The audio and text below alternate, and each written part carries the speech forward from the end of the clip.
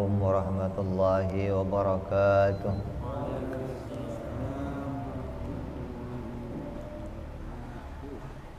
Al-Fatiha ila ruhi Sayyidina Habibina Syafi'ina Rasulillah Sayyidina Muhammad ibn Abdillah Sallallahu alaihi wa ala alihi wa ashabihi wa azwajihi wa dhurriyyatihi Anna Allah ya'ali darajatihim bil jannah wa yanfa'una bi asrarihim wa anwarihim wa ulumihim wa nafahatihim barakatihim fid dini wa dunya wal akhirah wa ja'aluna min hisbihim wa yarzuquna mahabbatahum wa yatawaffana ala millatihim ويعشرنا في زمرتهم بالعافية وسلامة لهم الفاتحة أعوذ بالله من الشيطان الرجيم بسم الله الرحمن الرحيم الحمد لله رب العالمين الرحمن الرحيم مالك يوم الدين إياك نعبد وإياك نستعين اهدنا الصراط المستقيم صراط الذين أنعمت عليهم غير المغضوب عليهم ولا الضالين آمين بسم الله الرحمن الرحيم نويت تعلما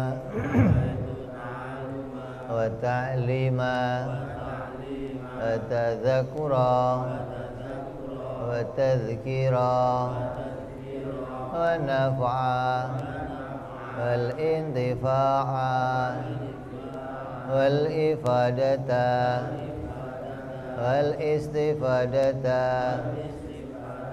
والحثا على التمسك بكتاب الله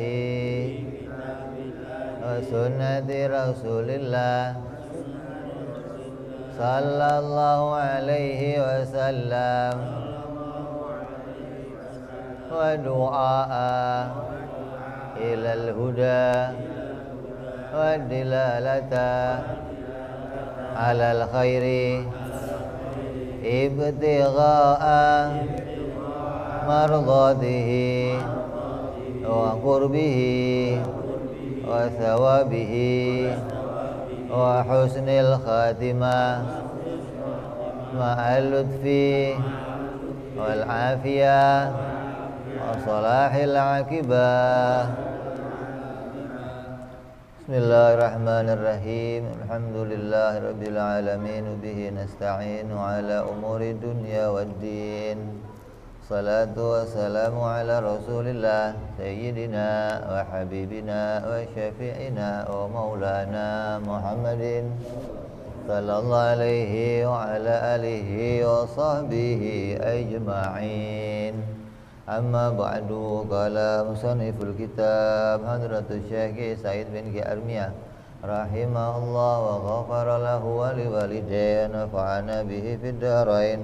Allahumma aftah qulubana futuhal arifin wa bihidmatika wansur alaina birahmatika ya arhamar rahimin. Ila anqal. Apa ini?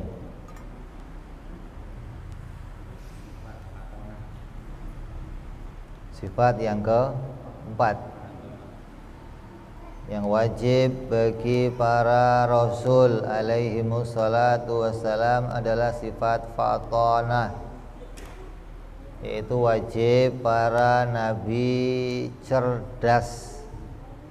Wajib bagi para nabi akalnya berlipat ganda dari akalnya manusia yang lain. Di semua nabi itu super akalnya, nggak ada yang biasa-biasa aja, nggak ada. Artinya selalu di atas rata-rata manusia. Jenius, ini di atas jenius. Artinya super cepat dalam berpikir. Ketika satu ilmu sudah masuk, sudah nggak akan keluar lagi. Kalau kita kan kadang masuk, kadang keluar, kadang masuknya aja susah, keluarnya cepet. Masuknya susah, keluarnya cepet. Ini bagi para nabi itu segala ilmu, segala pengetahuan yang diterima beliau, yang diterimanya dari Allah, itu tidak ada satupun yang pernah hilang, yang pernah lupa, yang pernah bergeser dari pengetahuannya, enggak ada.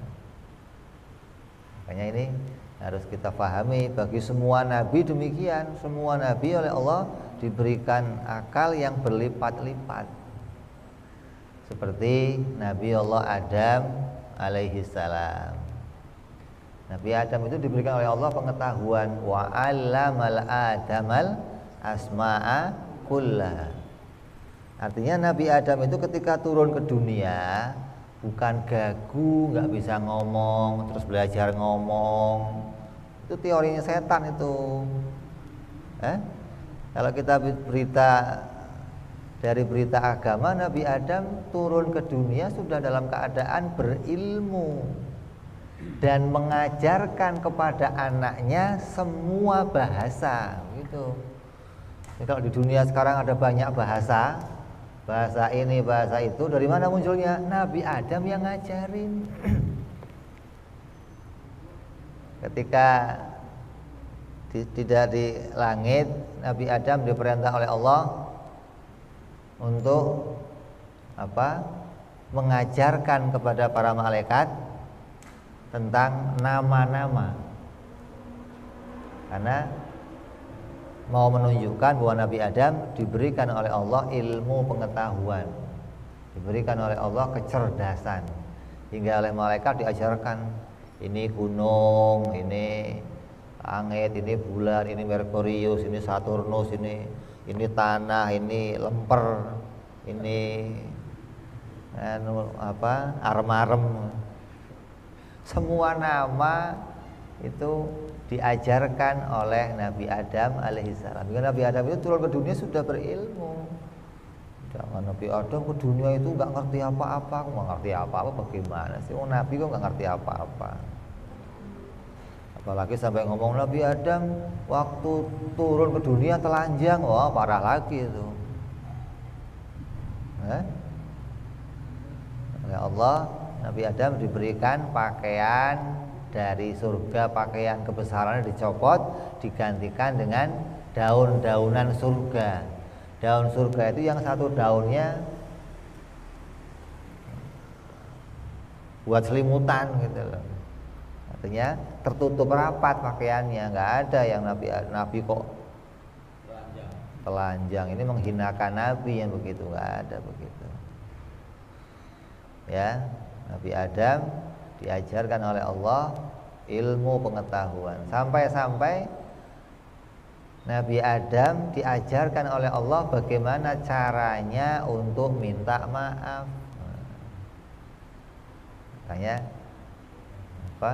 Dikatakan dalam Al-Quran, wa talaqa Adam min rabbih, dan Allah datangkan kepada Nabi Adam satu kalimat yang dengan kalimat itu Allah kemudian mengampuni Nabi Adam alaihis salam. Sama aja begini, Nabi Adam melakukan kesalahan, makan buah huldi. Begitu makan buah huldi, Allah, ya sudah, baca ini, ntar dimaafin. Sama kayak kamu dengan anak kamu nakal, panggil sini, ngomong minta maaf nggak? Maaf Pak. Nah sudah. Yang ngajarin ngomong minta maaf siapa? Bapaknya. Minta maaf, ya minta maaf Pak. Nah sudah. Itu Nabi Adam demikian, diajarkan oleh Allah satu kalimat, yang dengan kalimat itu Nabi Adam kemudian diampuni oleh Allah Subhanahu wa taala. Jadi para nabi itu semua diberikan oleh Allah kecerdasan, diberikan oleh Allah kemampuan untuk mengetahui segala sesuatu di atas manusia yang lainnya. Kemudian jangan lagi ngomong Nabi Adam itu diusir dari surga. Wah, ini kalimat rusak ini. Enggak ada Nabi Adam diusir dari surga, enggak ada. Nabi Adam itu disuruh jalan-jalan maksudnya. Udah nanti jalan-jalan dulu, kalau mau pergi-pergi, ntar kalau mau pulang, nah, monggo silahkan. Nggak ada Nabi Adam kok diusir. Yang diusir itu iblis. Nah itu nggak boleh balik lagi memang. Hah?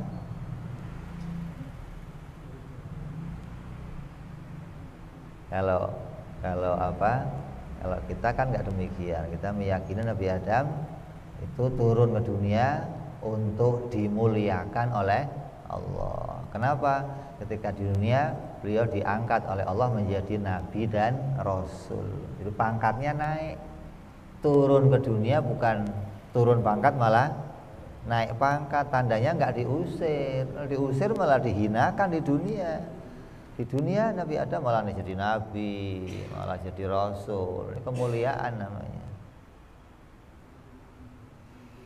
Ya, jadi kita harus imani semua nabi itu diberikan oleh Allah kecerdasan. Kemudian semua nabi-nabi yang lainnya, dari mulai Nabi Allah Ibrahim, Nabi Nuh, Nabi Musa, Nabi Isa, semua oleh Allah diberikan akal yang berlipat-lipat. Hingga apa fungsinya? Hingga ketika mereka mengajak dakwah, mengajak tabligh untuk tunduk kepada Allah Subhanahu wa taala, mereka bisa menyampaikan dengan bahasa yang lugas, yang tepat, yang baik. Dan ketika ada orang yang menyanggahnya, yang membantahnya, Nabi bisa menjawabnya dengan jawaban yang tepat, dengan jawaban yang mematahkannya, hingga mereka tidak lagi bisa berkutik, tidak bisa lagi membantah kebenaran apa yang disampaikan oleh para nabi alaihi wassalatu wassalam. Jadi betul-betul oleh Allah diberikan kecerdasan. Jadi jangan sampai ngomong ada nabi kok nggak pinter, nggak ada. Semua nabi diberikan kepintaran oleh Allah Subhanahu wa taala. Di Quran banyak riwayat menceritakan bagaimana kecerdasan Nabi ketika menjawab, membantah anggapan-anggapan tentang adanya Tuhan selain Allah Subhanahu wa taala.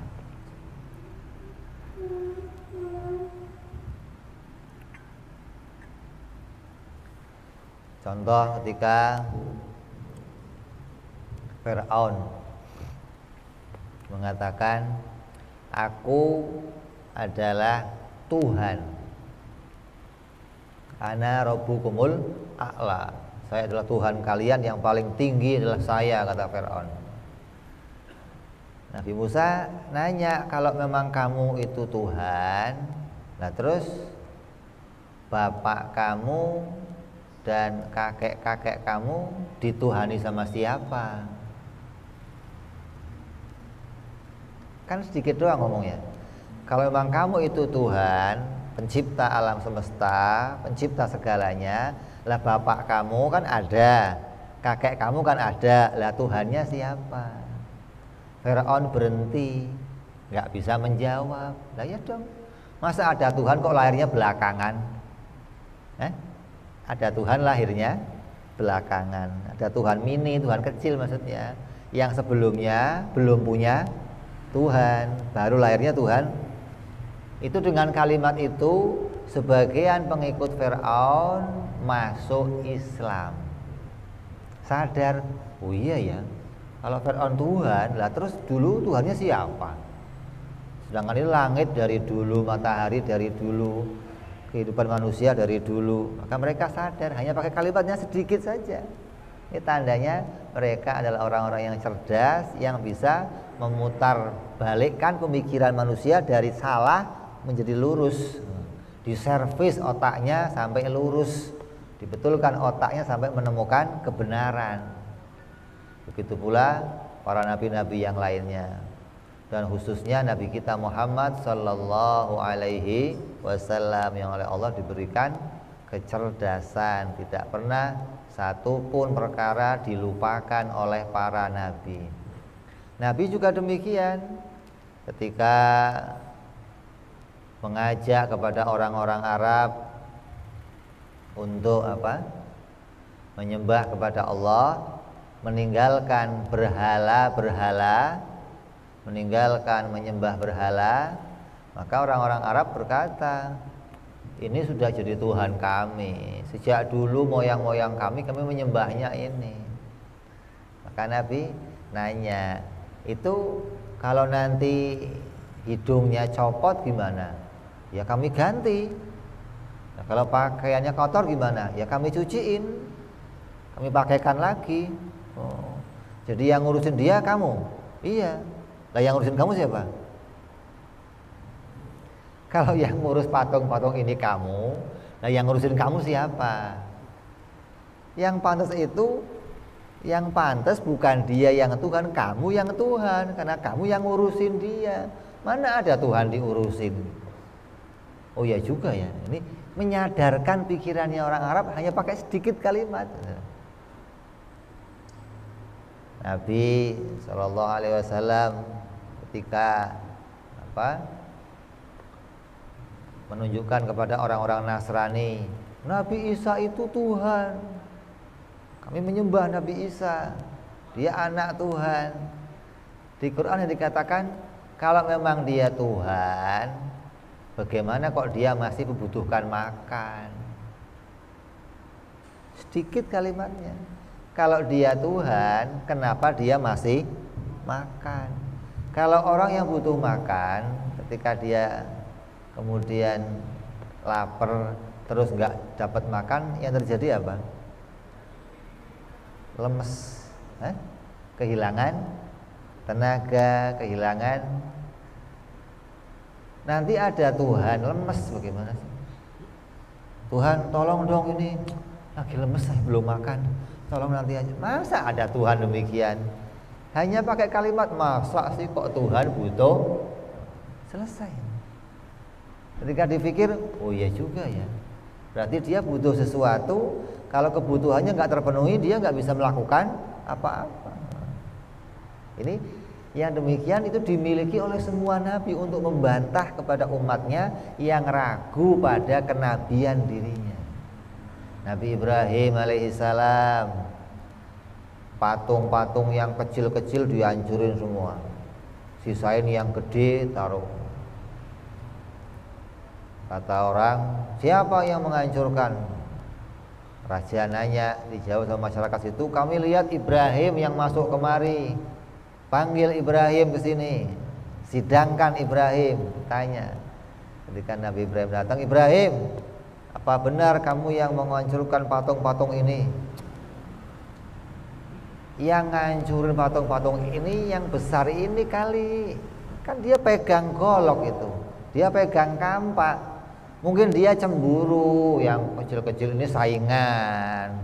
Dia kehilangan pamor, yang kecil dihancurkan agar dia satu yang disembah.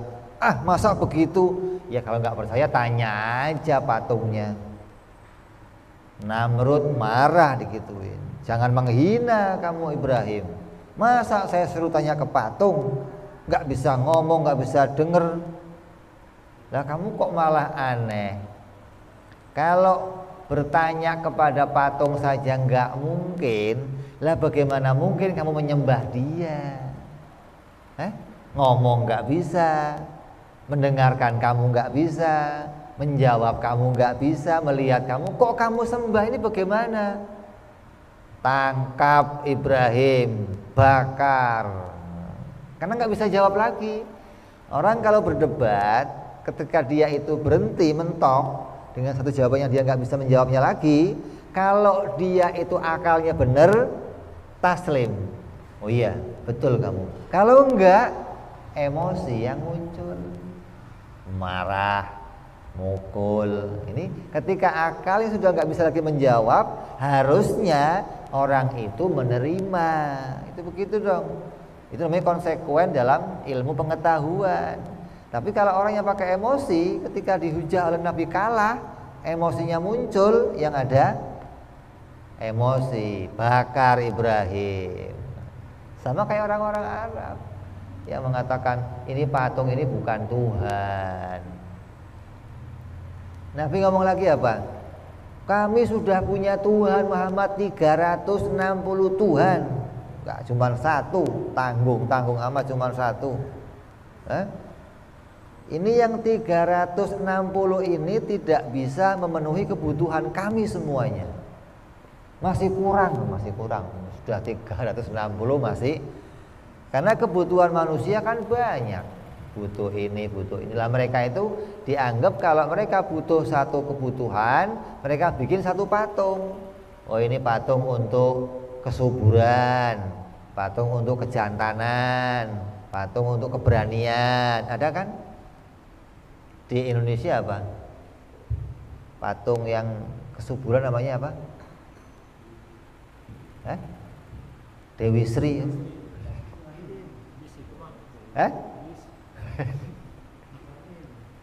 Jadi itu sudah jadi apa? Orang-orang Jawa dulu menganggap yang namanya Dewi Sri itu Dewi kesuburan. Ya, tanah subur, kalau kita minta sama Dewi Sri ntar subur. Ini anggapannya demikian, ini juga dimiliki orang-orang pada masa itu. Hingga mereka punya banyak Tuhan untuk menyelesaikan banyak masalahnya. Kata Nabi apa? Lah ente bagaimana kok punya Tuhan 360? Coba kamu pikir, seorang budak, kan masa itu zaman perbudakan. Jadi kalau pakai contohnya budak, mereka nyambung langsung. Kalau ada budak punya 2 tuan dan atau punya beberapa tuan, dan budak yang punya 1 tuan, mana yang lebih enak bagi si budak itu? Satu budak ini punya 3 tuan atau 4 tuan, dan 1 budak yang cuma punya 1 tuan. Enak mana budaknya?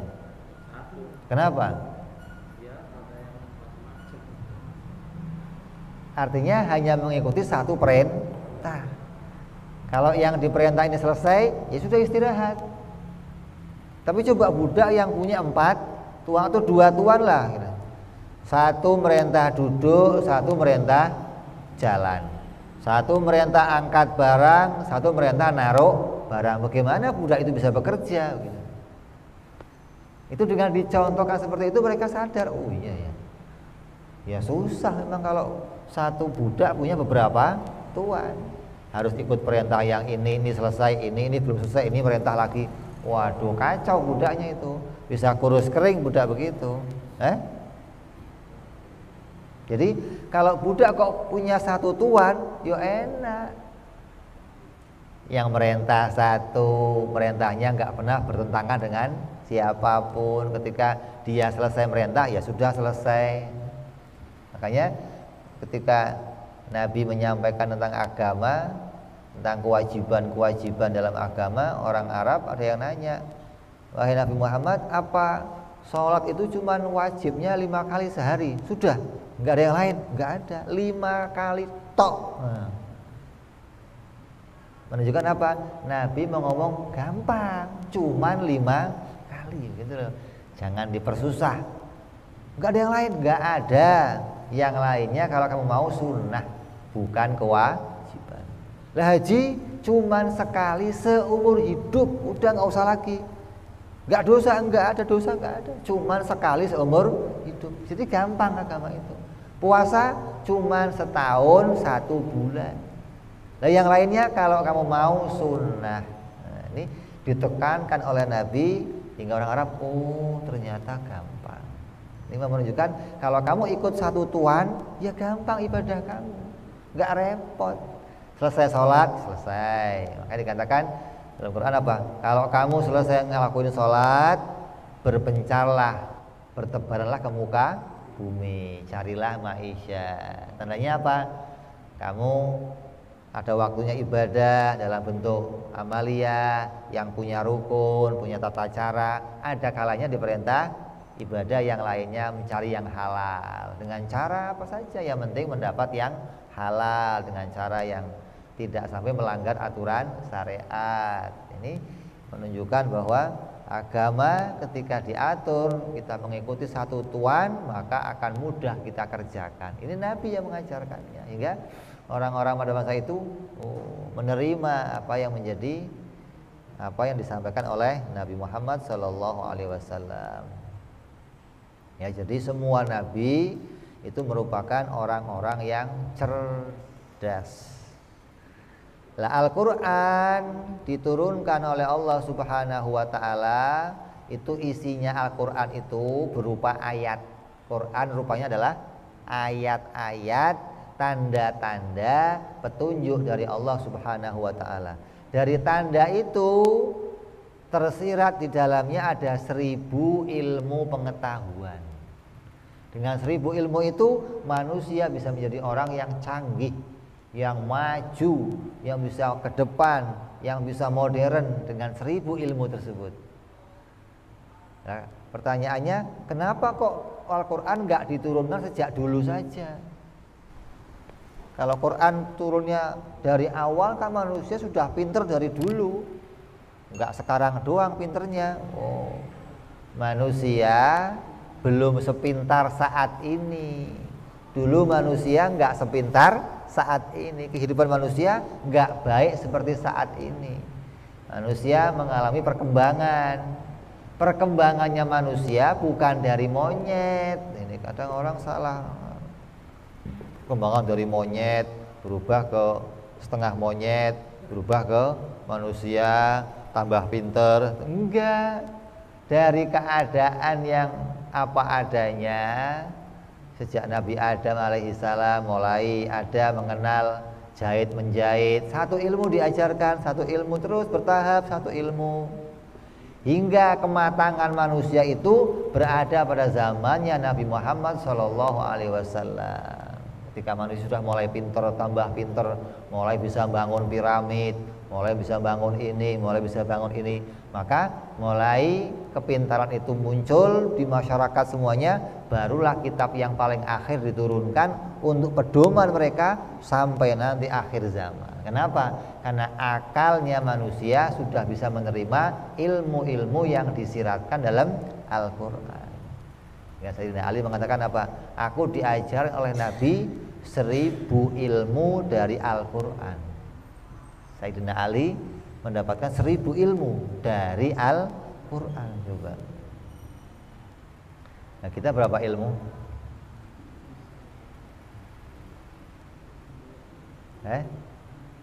Makanya Quran ini pedoman hidup kita, pedoman hidupnya manusia sampai nanti akhir zaman. Jangan lepaskan diri dari Al-Quran. Lah saya kan nggak paham Al-Quran, kan banyak ulama yang ahli tafsir, ahli bayan, bisa menjelaskan maksudnya Al-Quran, ahli asbabun nuzul, kenapa turun ayat ini, apa faedahnya ayat ini. Ulama sekarang sudah mulai mengadakan penelitian hingga menurut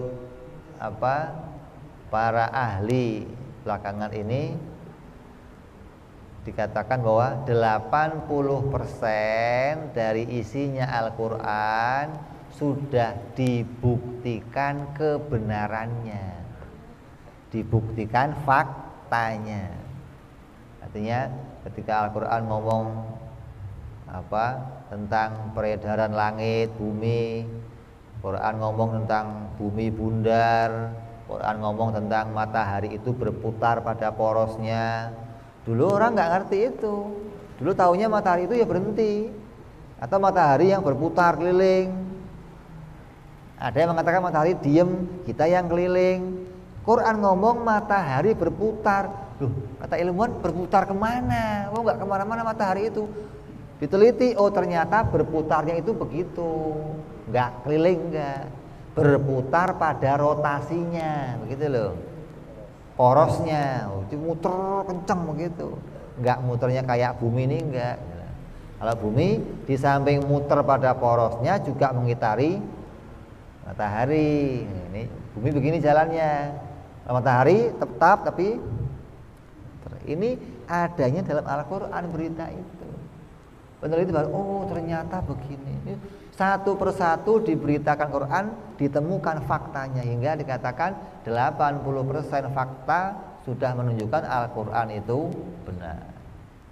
Nggak ada satupun keraguan dari apa yang telah diberitakan dalam Al-Quran. Ini yang harus kita imani, bahwa semua nabi itu fatonah.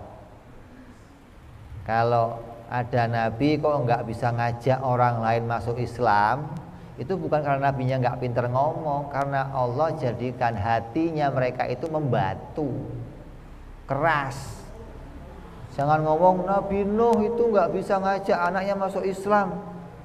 Bukan Nabi Nuh nggak bisa ngajak, anaknya yang dijadikan oleh Allah menjadi anak yang membatu hatinya, anak yang terkontaminasi dengan masyarakatnya. Maka zaman Nabi Nuh, setelah Nabi Nuh mendapat berita dari Allah bahwa ya Nuh, ini sekarang umatmu sudah tidak akan nambah lagi, umatmu hanya segitu, nggak mungkin nambah lagi. Setelah mendapat wahyu itu dari Allah, baru Nabi Nuh doa, ya Allah, kalau begitu hancurkan mereka semuanya ya Allah, jangan sisakan satu orang pun. Maka oleh Allah diperintahkan bikin kapal. Bukan Nabi Nuh nggak bisa dakwah, bukan. Nabi Nuh tidak berhenti berdakwah 950 tahun. Umatnya sebagian berita mengatakan 80 orang, sebagian mengatakan 8 orang. 8 orang siapa saja? Nabi Nuh dan istrinya, 3 anaknya dan istrinya, Sam, Ham, Hafid. Yang Kan'an keluar, tidak ikut. Dan istrinya, jadi anaknya 3, istrinya 3, berapa? 6. Nabi Nuh dan istrinya 8. Kok cuma 8? Kenapa? Diketahui dari hadis yang menceritakan tentang keadaan manusia ketika di akhirat, di padang mahsyar. Semua manusia mendatangi para nabi. Ketika semua datang ke Nabi Adam, kata Nabi Adam, coba kamu datang ke Nabi Nuh yang dia juga bapak kamu juga. Loh, kok bisa? Nabi Adam, coba kamu datang ke Nabi Nuh, barangkali dia bisa membantu. Kenapa? Karena dia adalah bapak kalian juga setelah aku. Loh, artinya keturunan Nabi Adam mati semuanya habis, tinggal Nabi Nuh dan anak-anaknya, begitu loh. Kemudian dari Nabi Nuh dan anak-anaknya keluarlah generasi berikutnya. Tandanya dia juga bapak kalian seperti aku, gitu loh maksudnya. Nyambung nggak? Ini beritanya demikian. Dia ada mengatakan 8 orang, ada mengatakan 80 orang. Lah kok cuma sedikit? Udah awalnya kan 950 tahun. Ya memang demikian Allah katakan, mau menunjukkan bahwa para nabi itu tetap gigih. Umpamanya kok dipanjangkan sampai 10.000 tahun, ya 10.000 tahun dia berdakwah. Enggak ada berhentinya, enggak ada. Kenapa? Karena bagi mereka itu mengabdi kepada Allah itu sebuah kenikmatan. Hingga kok umpamanya suruh milih surga sama ibadah, milih mana? Milih ibadah mereka, coba. Surga sama ibadah, milihnya ibadah. Kalau kita, kenapa? Milih surga. Kita milih surga. Karena kamu urusannya sama apa? Sama surga isinya itu doang. Sama kalau otaknya otak masih segitu, surga ini enak nih, makan enak, istri banyak. Urusannya itulah, mereka sudah nggak berurusan sama itu. Artinya yang mereka dapatkan ketika di dunia ibadah itu kenikmatan hati. Kenikmatan hati bagi mereka melebihi kenikmatan jasmani, begitu loh. Kalau kita belum pernah dapat kenikmatan ruhani, yang kita cari kenikmatan jasmani, makan sate enak, makan bakmi yang enak. Ini bakso yang enak mana nih? Ini soto yang enak, ini urusannya enak aja.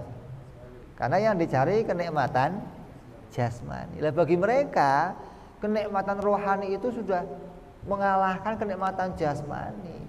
Asalkan kami diberikan kenikmatan rohani, kami akan mengabdi kepada Allah berjuta-juta tahun, nggak ada masalah.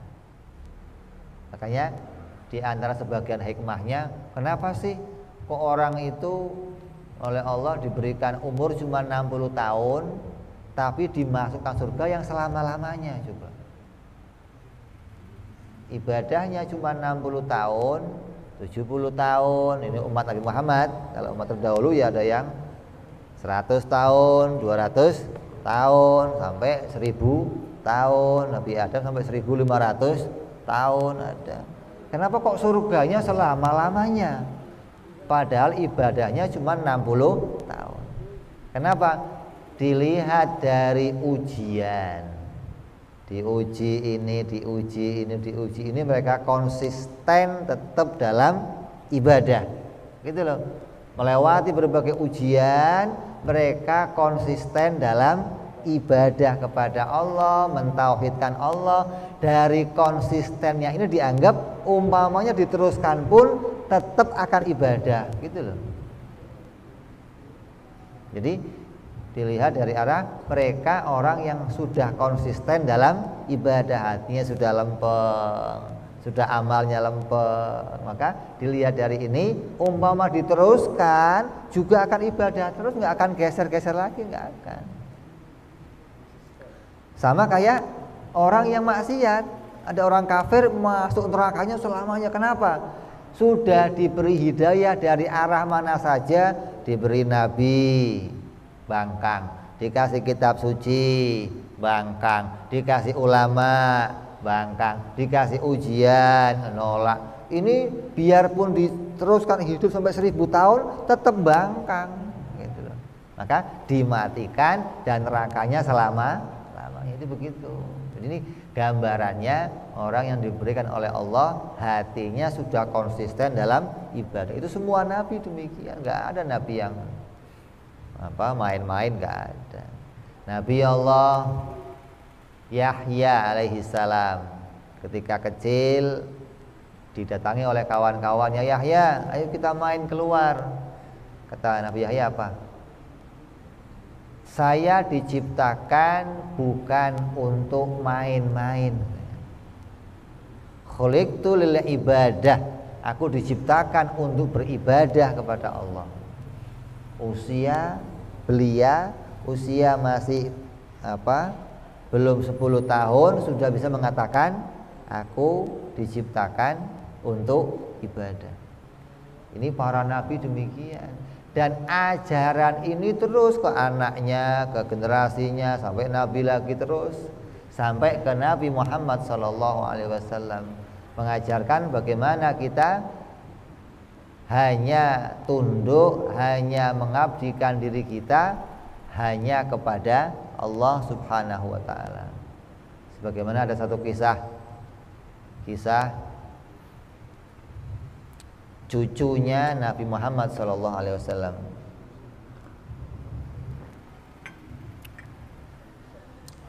Ada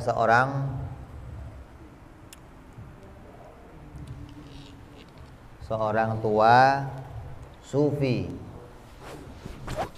Dia berjalan melihat kepada anak-anak yang sedang bermain. Seneng lihat anak main-main, seneng. Di satu pojok itu ada anak yang nangis. Pikiran dia, mungkin anak ini pengen bermain tapi nggak punya alat main atau ada yang kurang, maka dia nangis. Maka disamperin, ditanya, "Nak, kenapa kamu nangis?" Jawabnya apa? "Jangan deket-deket saya ya Ami. Udah yang jauh ya Ami, saya punya urusan sendiri." Kenapa ini? Ngambek kali. Tanya lagi, "Kamu nggak pingin main nak sama yang lain? Itu yang lain lagi seneng-seneng semuanya main, kok kamu di sini aja nangis?" Jawabnya apa? Ya ammi, aku diciptakan oleh Allah bukan untuk main-main. Ngomong begitu, pingsan anaknya. Sambil ngomong saya itu diciptakan Allah bukan untuk main-main. Kata si Ami ini, oh ini omongannya orang besar ini.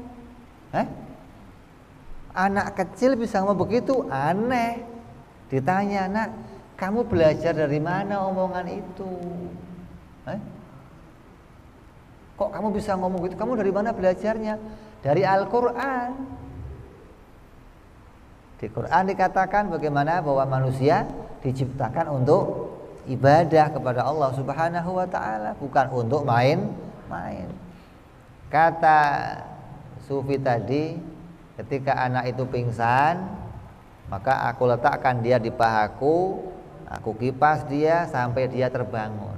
Ketika terbangun, maka Sufi tadi mengatakan, ya anak kecil, wahai walad, kamu itu masih kecil, belum balik, belum ada catatan dosa untuk kamu, belum ada.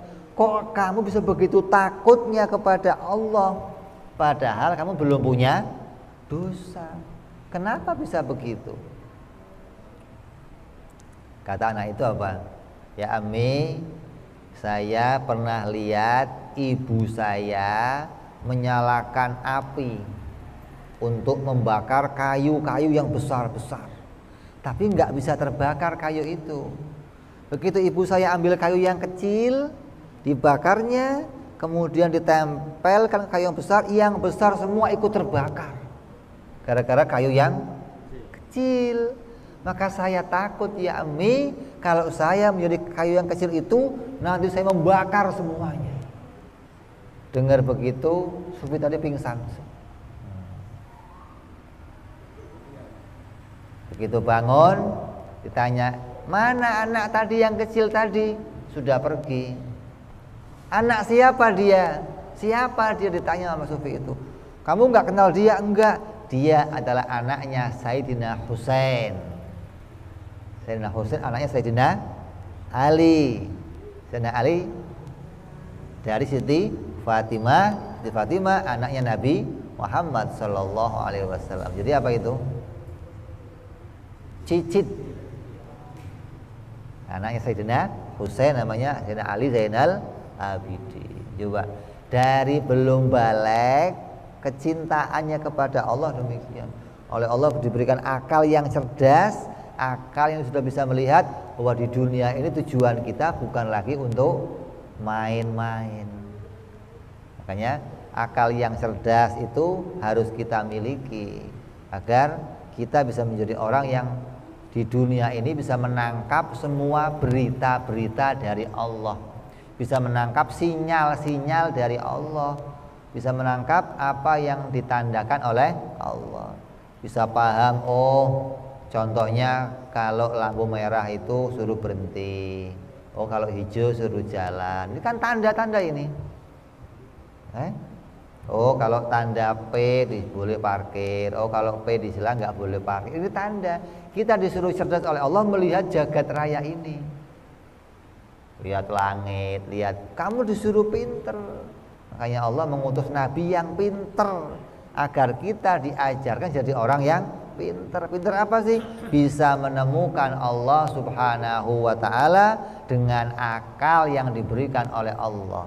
Maka akal ini menjadi jalan kita mengenali Allah Subhanahu wa ta'ala. Nabi orang yang sangat berakal, mengajarkan bagaimana manusia itu berpikir dengan benar, ditata pola pikirnya.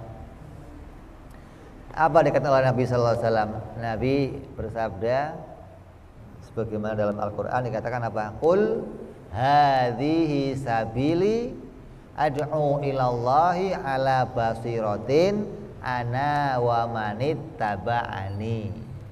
Qul, katakanlah wahai Muhammad, hadhihi sabili, maka jalan inilah, ad'u ilallah, jalan yang aku pakai untuk mentauhidkan Allah, untuk mengajak orang kepada Allah. Dengan apa? Ala basiratin. Iman itu pakainya basirah, bukan pakai mata. Bagaimana basirah bisa menemukan kepada Allah? Akalnya harus cerdas, karena akal ini adalah alat untuk menyinari hati. Kalau akalnya nggak cerdas, akalnya nggak bersinar, maka hati ini nggak bisa menemukan apapun. Kita bisa paham segala sesuatu, hati kita bisa mengerti segala sesuatu karena diberi oleh Allah kecerdasan akal, yang akal itu menyinari hati kita. Ini yang diajarkan Nabi, bagaimana beragama dengan cara hatinya bisa mengerti, mengetahui tanda-tanda yang diciptakan oleh Allah Subhanahu wa ta'ala. Kita masuk Isya, kita dengar adzan sebentar. Kita teruskan sedikit.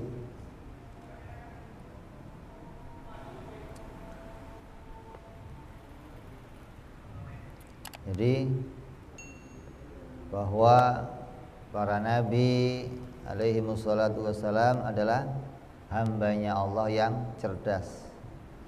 Mustahil baladah, mustahil mereka itu telmi. Telmi itu apa? Telat mikir atau lemot mikirnya, atau susah menangkap berita. Dikasih tahu nggak mudeng-mudeng gitu loh. Diajak ngomong, apa sih nggak paham saya. Nabi kok nggak mudeng, bagaimana sih? Itu namanya telmi. Itu nggak ada, sama Nabi nggak ada. Bahkan Nabi itu orang baru nanya sedikit tahu, oh maksudnya ini. Ada pertanyaan yang kalimatnya sama, diajukan Nabi, dijawab dengan jawaban yang berbeda. Ada sahabat nanya, mata sa'ah ya Rasulullah, kapan hari kiamat itu? Nabi jelaskan. Besok tanya lagi, mata sa'ah ya Rasulullah, dijawab dengan jawaban yang lain lagi. Karena Nabi tahu yang dimaksud orang ini nggak sama dengan yang pertama, begitu loh. Maka dijawab dengan jawaban yang berbeda. Kata Nabi, ya hari kiamat, kehancuran itu kalau kamu meletakkan sesuatu yang bukan pada tempatnya, itu kehancuran. Menyerahkan tampuk RT aja sama yang nggak sanggup jadi RT, ya rusak. Kelas RT aja masyarakat ruwet, mau ngurus KTP susah, RT-nya nggak tahu kemana, ada bansos nggak dapet, kenapa RT-nya nggak jelas. Kalau kamu kok meletakkan sesuatu pada bukan tempatnya, tunggu aja kehancurannya. RW-nya kok nggak jelas, jadi RW nggak bisa ngatur, ya masyarakat yang kena.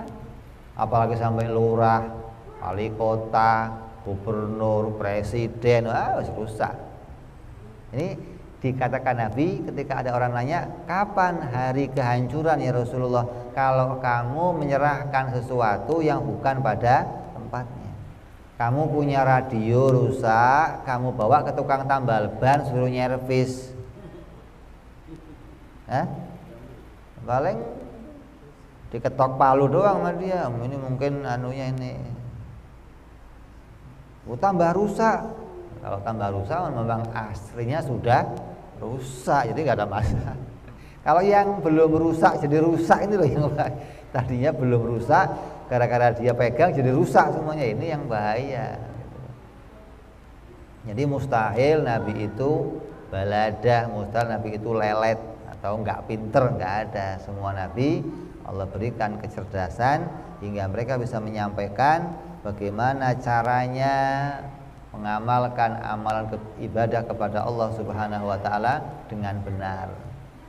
Makanya Nabi melihat apa ketika Nabi di Mekah.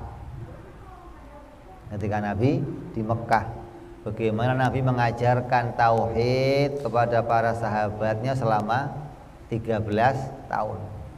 Tidak berhentinya Nabi mengajarkan tauhid. Bagaimana melihat langit bumi. Dikatakan apa?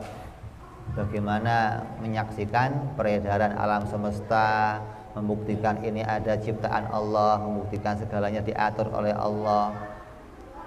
Ini ajaran tauhid ini enggak hanya ajaran untuk mengenal Allah saja di Mekah, sampai diajarkan oleh Nabi bagaimana menerima takdirnya Allah di Mekah. Maka di Mekah itu bagaimana sahabat yang disiksa, yang dibunuh, yang dicacak-cacak, yang ditindih batu, yang ditusuk pakai tombak. Kata Nabi, sabar, ini takdirnya Allah, pasti ada hikmahnya dari Allah.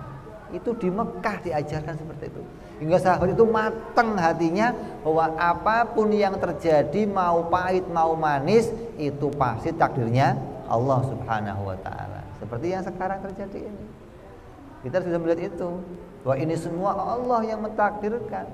Ada pembantaian, ada orang yang dibunuh, ada orang yang berbuat zalim, ini Allah yang menentukannya. Hingga kita kita melihat bahwa kita ini kayak sekarang ini posisinya sama kayak di Mekah, disuruh kembali kepada mentauhidkan Allah Subhanahu wa ta'ala. Jadi kuatkan akidah ini, jangan sampai kita nggak cerdas, jangan sampai terbawa sama emosi, jangan sampai menganggap ini gara-gara si fulan. Ini ada hikmah yang Allah letakkan di sini, yang nanti umat Islam akan tahu apa hikmah yang istimewa di belakang ini semua. Karena siapa saja yang dijanjikan oleh Allah kemenangan, itu pasti akan menang. Nabi Musa dimenangkan oleh Allah dari Fir'aun, Nabi Ibrahim dimenangkan dari Namrud, semua.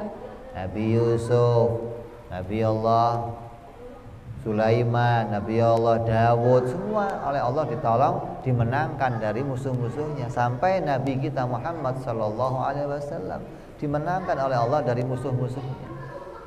Yang jadi tujuannya apa? Bagaimana kita bisa hatinya mengimani Allah dengan benar. Kalau enggak iman dengan benar, kita enggak akan beres, enggak akan pernah menjadi orang-orang yang selamat. Sebagaimana dikatakan dulu zamannya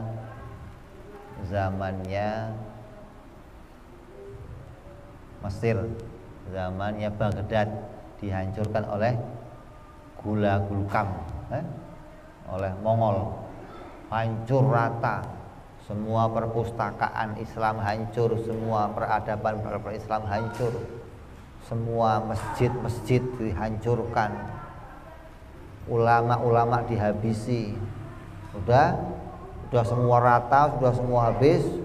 Maka orang Mongol ini, Gulagulkam ini mengatakan, coba panggil di antara kalian siapa yang mau mendatangi saya mau dialog. Udah hancur semua, mau dialog, nggak ada ulama yang berani datang, semuanya ngumpul semua. Artinya mau ngomong apa lagi, sudah hancur semuanya.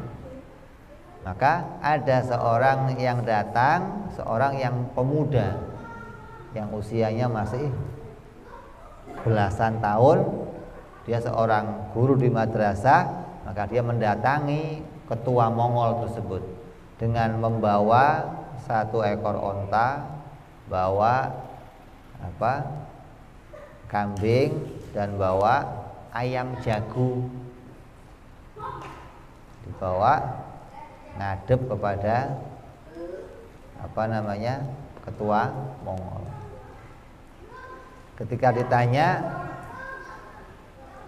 kamu ngadep kemari ini dari sekian banyak tokoh, ini cuman kamu yang ngadep kemari? Iya. Yang lainnya kemana? Oh, kalau kamu mau cari orang yang kuat, mau cari yang kuat, ada onta itu di luar. Kalau ente mau cari orang yang suaranya keras, ada itu ayam jago di luar. Yang kamu cari siapa? Yang saya cari ya orang yang bisa saya ajak ngomong. Coba diceritakan sama dia bahwa saya telah menghancurkan semua isi kerajaan kamu, semua kota-kota kamu sudah dihancurkan. Dia nanya, siapa yang menghancurkan? Siapa yang bisa menaklukkan saya? Siapa yang bisa mengusir saya dari negeri kamu ini? Kata pemuda itu, yang menyebabkan kamu datang kemari adalah kami, katanya. Nah, kok bisa? Karena kami telah lupa dengan semua nikmatnya Allah. Kami lupa dengan karunia-karunia Allah. Kami lengah dengan semua itu, dan kami banyak berfoya-foya dengan kehidupan dunia, hingga kamu datang menghancurkan semuanya, dan kamu mengingatkan kami kembali kepada Allah Subhanahu wa ta'ala. Jadi yang mengundang kamu ke sini adalah kami sendiri. Terus dia tanya ketua Mongolnya ini, yang bisa mengusir saya siapa? Yang bisa mengusir kamu adalah apabila kami bisa kembali bersyukur kepada Allah, bisa menyatukan hati kami, bisa menguatkan akidah kami, dan kami bisa mencintai satu sama lain tanpa bertikai bercerai-berai. Artinya nggak ada NU, nggak ada Muhammadiyah, nggak ada FPI, nggak ada, semua jadi satu wadah, bersyukur atas nikmatnya Islam, saling sayang menyayangi, maka dikala itu kamu akan terusir dari sini. Jadi selama masih pecah-pecah, selama masih nggak akan bisa mengusir apapun. Ini orang yang diberikan oleh Allah akal yang sehat, berikan kecerdasan hingga bisa tahu, oh ini semua pasti ada hikmahnya, tidak mungkin terjadi dengan sendirinya. Maka akal kita diperintah oleh Allah untuk terus berpikir. Quran mengatakan apa? Orang yang beruntung yang bagaimana? Alladzina yadhkurunallaha qiyaman wa qu'udan wa ala junubihim. Terus wa yatafakkaruna, dan memikirkan tentang kejadian alam semesta. Banyak zikir kepada Allah dan berpikir melihat alam semesta, maka kamu akan menemukan hikmah-hikmah yang banyak. Dari situlah nanti hati kita akan diberikan terang oleh Allah dan bisa mengakui ini semua hanya diatur oleh Allah, Zat yang Maha Agung, Zat yang Maha Esa, Zat yang Maha Mulia, Zat yang Maha Bijaksana. Dengan kebijaksanaannya lah Allah menjadikan kebaikan, keburukan, kesengsaraan, kenikmatan. Dari situ kita bisa kembali apa?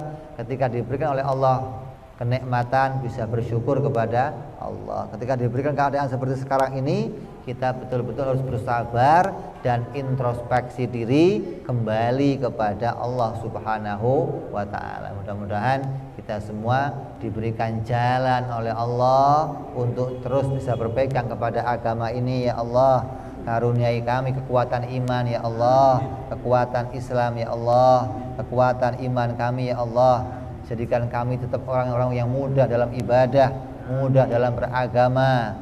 Jadikan kami bersatu ya Allah, tidak bercerai-berai. Jadikan kami Islam yang satu wadah ya Allah, yang tidak saling memusuhi, yang tidak menganggap satu bagian menjadi bagian yang lain terpisah dari kami ya Allah. Jadikan kami semuanya sadar bahwa yang kita butuhkan sekarang hanya persatuan, hanyalah kesatuan dalam satu akidah, yaitu menjunjung kalimat la ilaha illallah. Tidak ada cara yang lain untuk menyatukan kami ya Allah. Bukakan hati kami, tundukkan kami semua dalam bendera kalimat tauhid, bendera yang dibawa oleh Nabi Muhammad SAW, yaitu hanya menyembah kepada Tuhan yang satu, Tuhan yang esa. Jadikan kami ya Allah, iman kami iman yang tulus, iman yang bersih, iman yang tidak dicacati, tidak dikotori dengan kesyirikan. Jadikan kami ya Allah orang yang iman terus kepada Nabi-Mu, ikut pada tuntunan Nabi-Mu Muhammad SAW hingga pada hari kematian kami, dan kami selamat di dunia sampai di akhirat bi barakati Nabi Muhammad SAW. Lahumul Fatihah. A'udzu billahi minasyaitonir rajim. Bismillahirrahmanirrahim. Alhamdulillahirabbil alamin arrahmanir rahim maliki yaumiddin. Iyyaka na'budu wa iyyaka nasta'in. Ihdinas siratal mustaqim. Siratal ladzina an'amta 'alaihim ghairil maghdubi 'alaihim waladdallin. Amin. Ya Rabbana i'tarafna bi anana i'tarafna wa anana asrafna ala ladha ashrafna فتب علينا توبة تغسل لكل أوبة واغفر لنا عوراتي وآمن روآتي واغفر لوالدينا ربي ومولودنا والأهل والإخوان وسائر الهلان وكل ذي محبة أو جيرة أو صحبة والمسلمين أجمع من ربي اسمه فضلا وجودا منا لا باكتساب منا بالمصطفى رسولنا الله بكل سولي صلى وسلم ربي عليه عند الحب وآله وصحبه عدد طاس صحبي والحمد للإله في البدء والتناهي سبحان ربك رب العزة عما يصفون وسلام على المرسلين والحمد لله رب العالمين. Assalamualaikum warahmatullahi wabarakatuh. Ya Nabi salam